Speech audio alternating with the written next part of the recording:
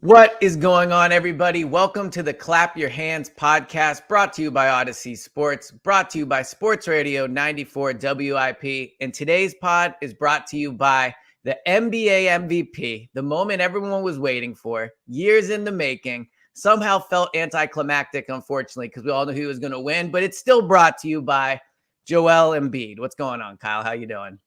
Yeah, I mean, look, we're going to have a lot of MVP discussion, but I was actually very surprised by how badly he beat everybody else Yeah. in that final vote total. I think we all knew he was going to win, but to see him pull away and get the decisive MVP that we did not think was going to happen, that added to what was a very cool moment for him and, end of a long journey for Joel.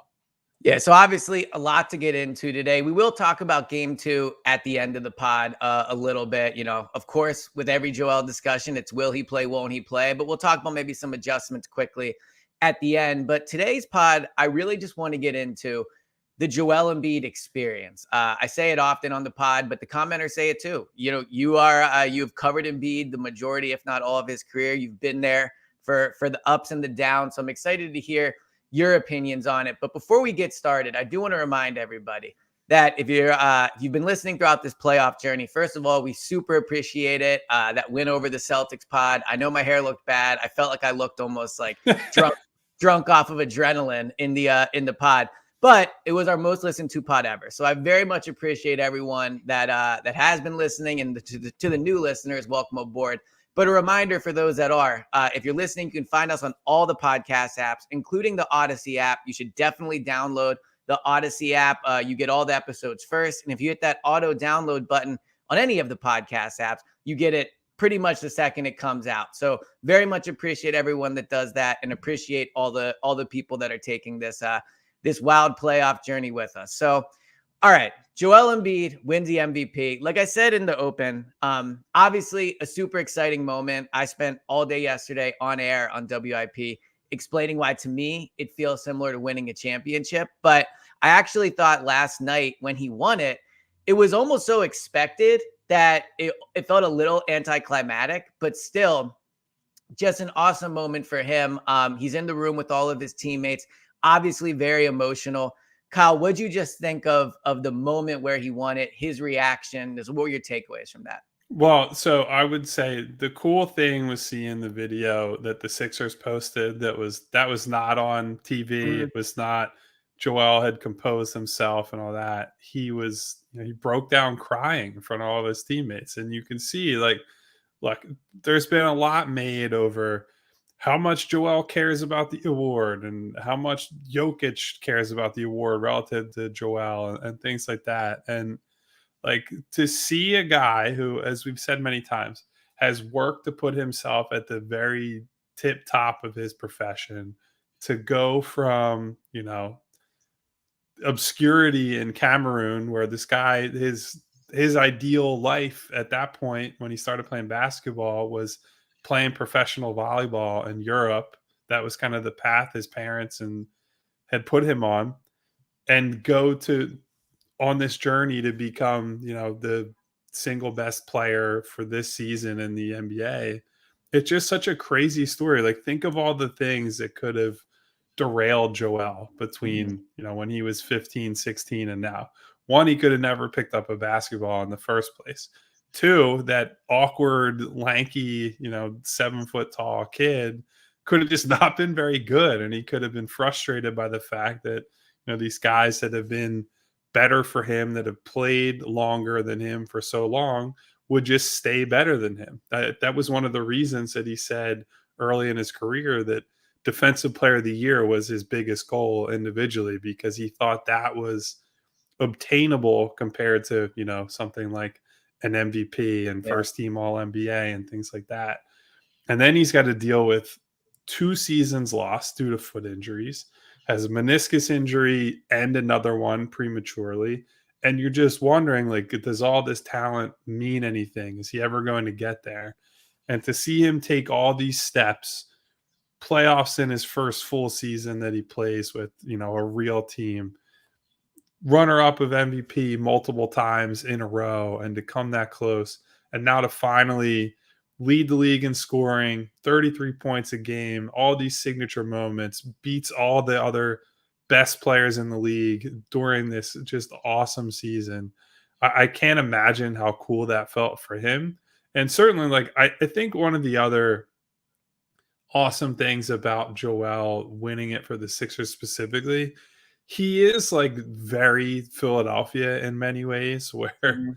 Joel loves to say, "I don't care. This doesn't matter." And it's like that you go back to the "I don't, no one likes us. We don't care," which Right. is the most untrue thing that has ever been said in Philadelphia. But Joel embodies that. He says he doesn't care, but we know that he does. He Right. Right. shows in so many ways that he does. So in a lot of ways, he's the most Philadelphia MVP that we could possibly have in this city.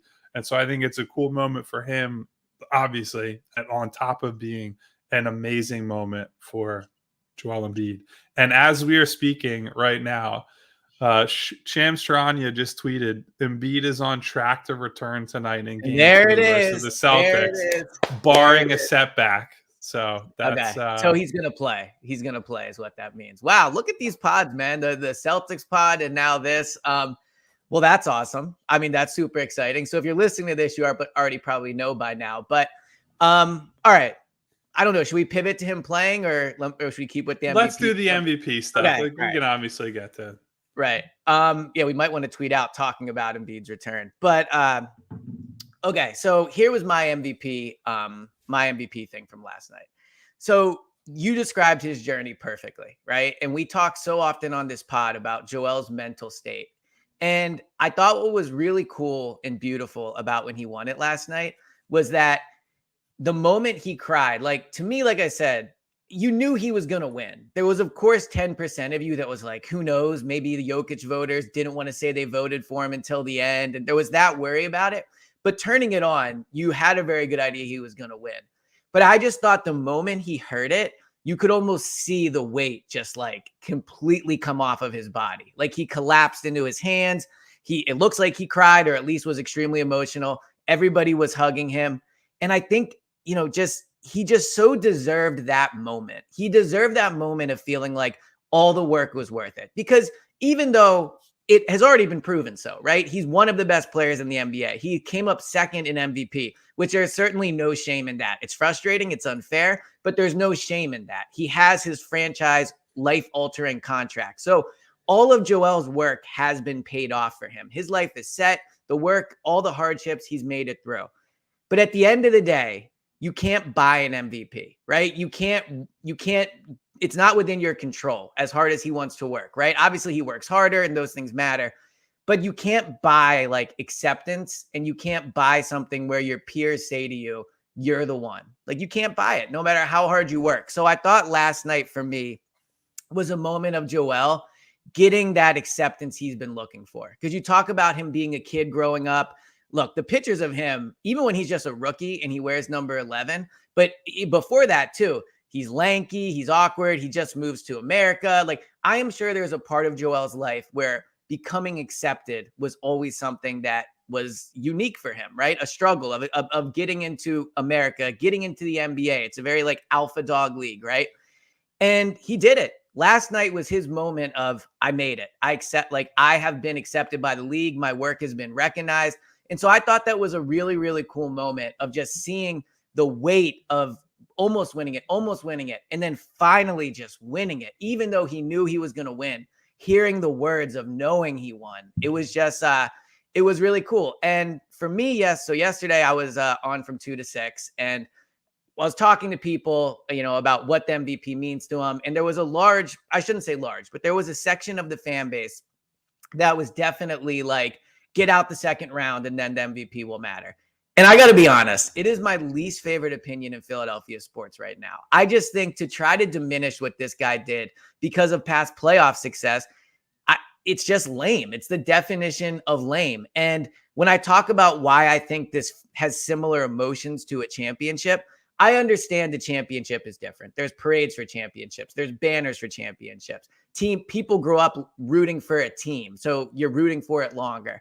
But what makes a championship special to me is it's something you really care about, achieving the ultimate goal and riding through the emotion of that, right? Like people that have been lifelong Eagles fans, when they won in 17, it was because there was so much ups and downs and they almost had it and then they didn't, and like all those things.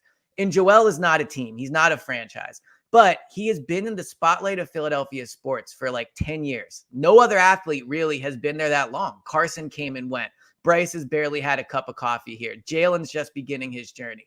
So while it's not a championship, I do think what's special about this is the fans are just so invested in it and they've really made it happen. I think the feeling for them too of getting it and having that moment, I think there's similar qualities to that feeling of your team winning the ultimate goal, which is a championship. And for Joel and Sixers fans and fans of the process, that moment is winning the MVP.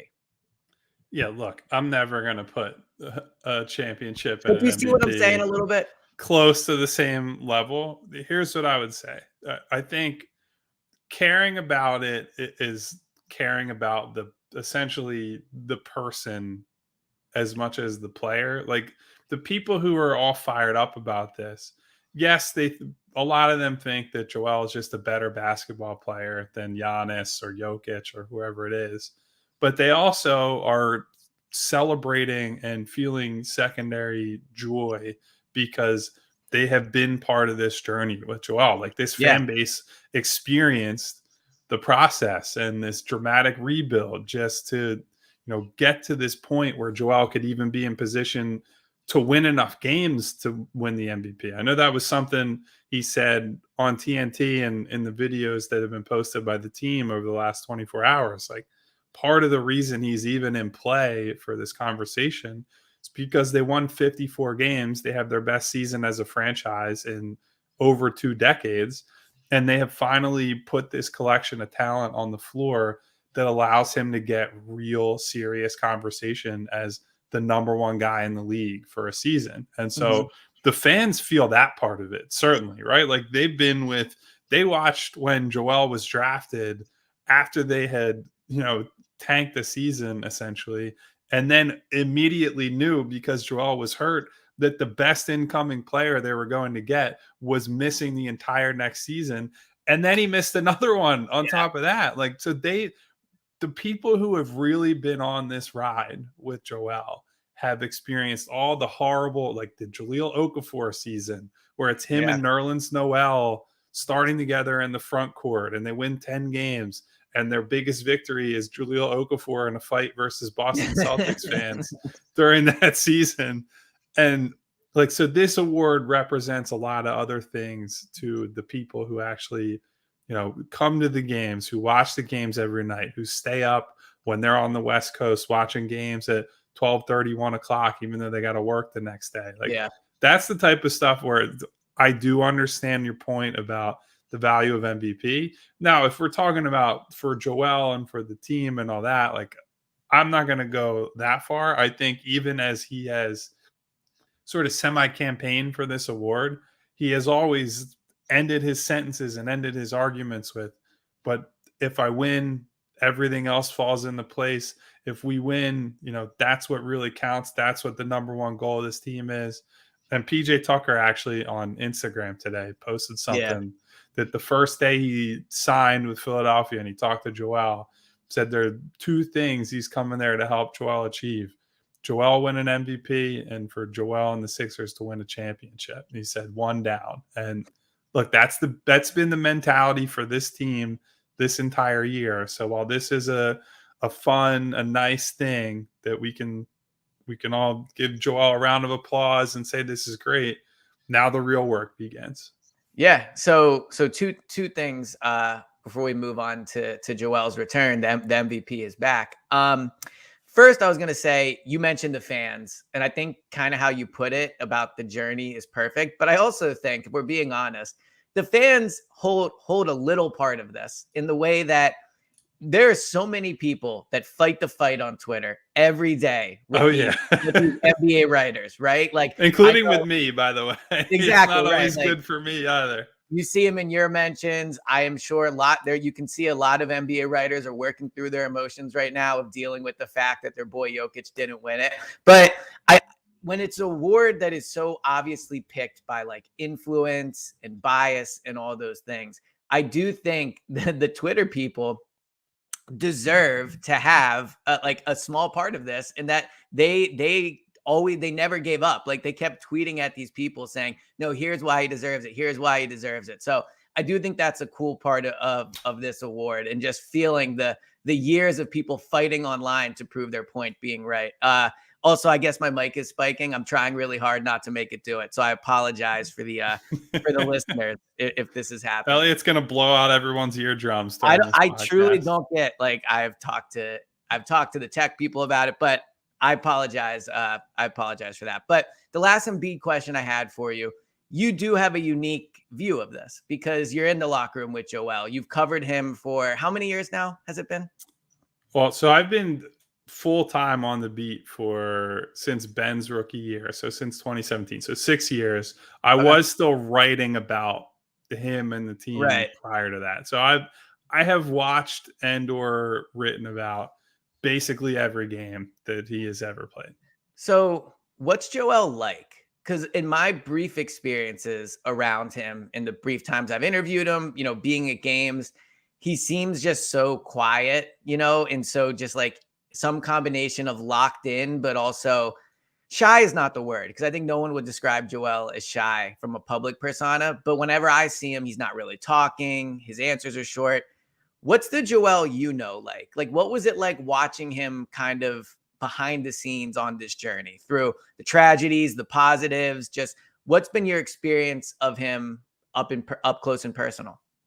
He's a really interesting guy in that, especially early in his career, he has toned down in press conferences a little bit.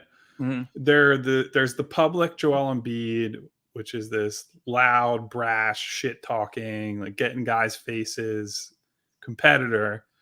And then once you're around him, when it's, the lights are not on and he's in the locker room and what have you, he is just kind of a quiet, keeps to himself type guy. Like a big reason that people made a lot about the Ben Simmons, Joel Embiid dynamic is that they're kind of opposite people. They kept to themselves, but Ben was like a going out and living the lifestyle, whereas Joel kind of stays at home and plays FIFA. And now that he has a family, he's home with his partner and their son, and that's just kind of what he does. He's not Yeah. a like the personality and the off-court lifestyle do not match, I guess, what you would expect when you just look at his Twitter or Instagram or what he does in between the lines during the games.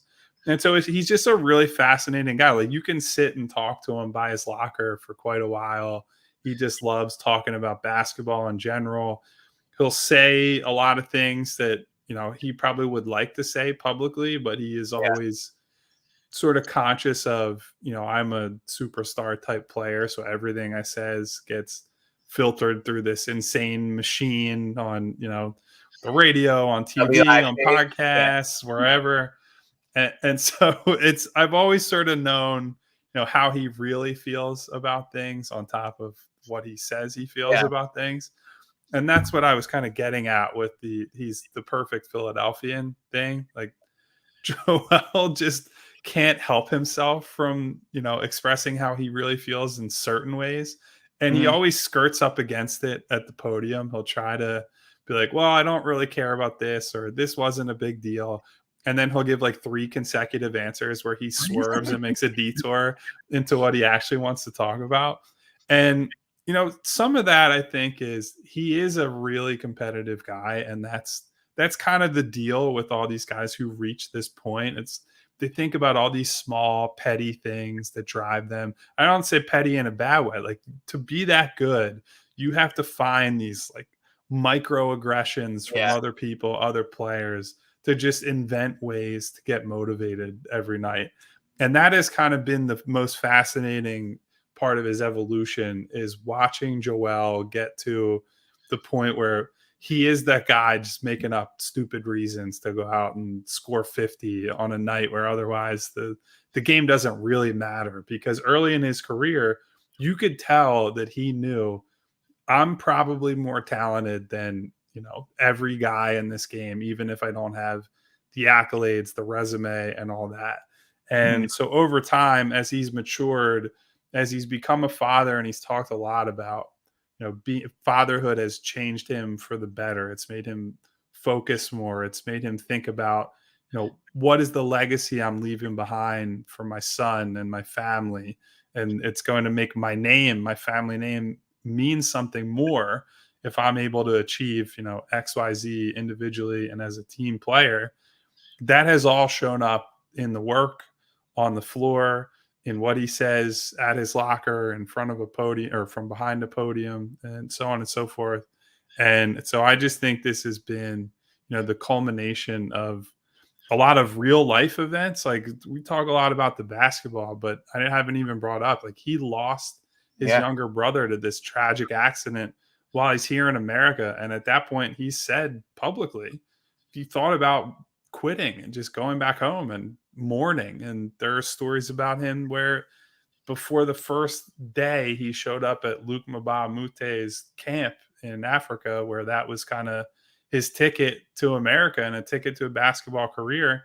He no showed the first day of the camp because he was so anxious that he couldn't show his face and Mhm. play against these guys who've been playing basketball for so long. And so he's dealt with these like mental hurdles and all these emotional life setbacks that who knows if he was going to be able to come back from them. Not only has he been able to do that, but he's used those as, fuel to get to where he is today. And so I think he's somebody that the city can be proud of him, his family, his loved ones can certainly be proud of him. And it's been really cool to be a minuscule part of that as somebody who covers him day to day. Yeah, no, you're right. And I mean, I think it makes the moment of last night more beautiful. Do you have a favorite Embiid story? Just out of curiosity, like a favorite moment you think of, whether that be on the court or anything like that. No, I mean, look, it all sort of blends together at a certain point where it's the years of sending insane tweets when he can't even play and trying to do you remember when he made the All-Star team and there was a moment where he got asked on national TV whether Rihanna would give him a chance now Oh that he yes. was and he essentially was like, I don't know. You didn't like me when I'm down, then I'm Yeah, not sure I could give you the time of day when I do miss so I that Joel mean, a little bit. A video went viral yesterday of where, and this was just so pure Joel, where first of all, the clip of where he used to go out for sips on Wednesdays in Center City. Remember that video of him like ducking someone as he walked by sips? That was funny. But the clip that went viral yesterday was he's playing basketball with a bunch of kids. They couldn't have been older than, I don't know, 9, 10, maybe. They could have been 14, who knows, because he's so much bigger than him anyway. But it's just at some park and he throws the ball off the kid's forehead and then goes down the lane and does a windmill dunk. So it is cool to think of those times before Joel became, a mega superstar and like couldn't leave his house. And I think at those moments you can really see just how much he does love basketball and how much he's really committed his life to this. So super happy he won MVP. Awesome moment. But another awesome moment is coming tonight. The MVP is playing in game 2. I'll be honest, when Drew Hanlon put out those pictures last night of him playing, like practicing on the court, I thought that was a really good indication of maybe he didn't play in game 2, but he was feeling much better than maybe we thought. Because in my head, in my deep, darkest fear place, it was, man, maybe he can't even run. Maybe I'm overestimating what he's able to do. And then you see those pictures last night and he's playing basketball, right? They're just still images, but he looked like he was physically doing the things you picture him doing. Did have a knee brace on, and I would expect tonight he will be playing with a knee brace. But coming back for game 2, man, what's your I guess instant analysis since this just happened about 10 minutes ago?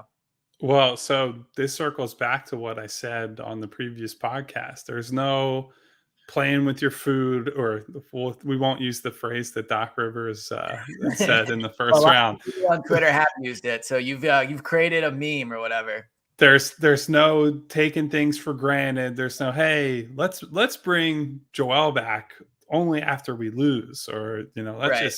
let's give him as much rest as possible. And look, I'm sure if they're bringing him back that they feel good and Joel feels good about where his knee is at, and they're not, I'm sure there's always a risk of further injury, re-injury, whatever it is, but they obviously all feel comfortable about where he's at. And they said, big fella, if you're good to go, it's time to get you out there on the floor. And that to me was always the correct decision.